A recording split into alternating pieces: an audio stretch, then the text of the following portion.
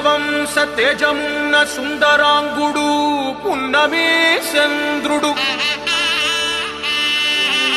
మహారాజైనా మామూలోడు మనలాంటోడు మచ్చలేని మనసున్నోడు జనం కొరకు ధర్మం కొరకు జన్మెత్తిన మహానుభావుడు వాడే శ్రీరాముడు.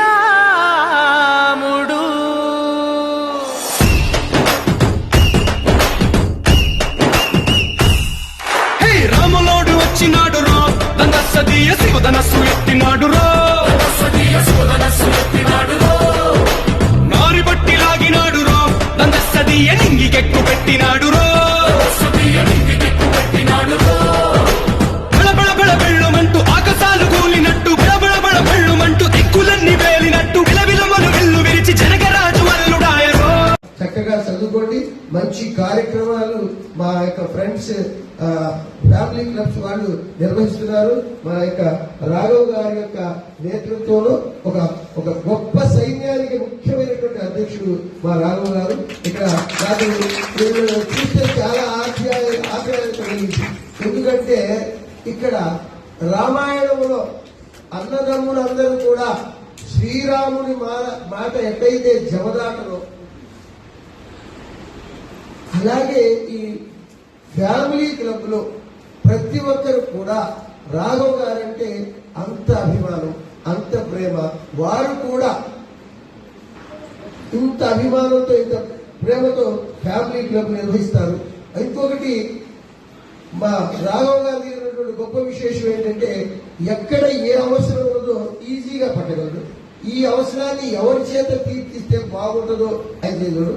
అలాగే ఫ్యామిలీ క్లబ్ మెంబర్స్ ని కేవలము ఏదో సేవా కార్యక్రమాలు అనేటటువంటి కార్యక్రమే కాకుండా అప్పుడప్పుడు వాళ్ళతో గెట్ టుగెదర్ ఏర్పాటు చేసి వాళ్ళందరినీ ఎంజాయ్ చేసుకుంటారు.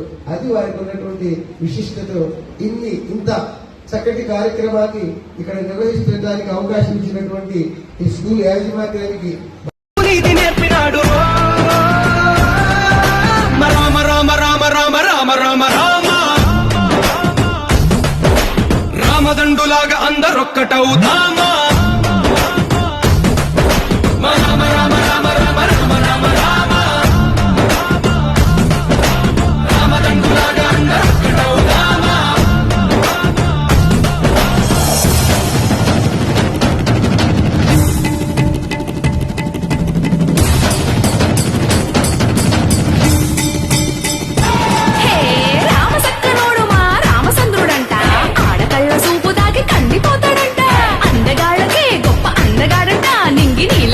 ఎవరికి చేతి కందడంట.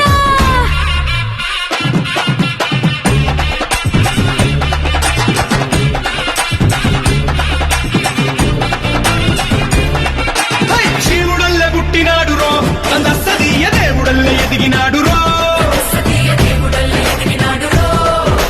నేలబారు నడిచినాడు రో దందసదీయ పూల పూజలందినాడు రో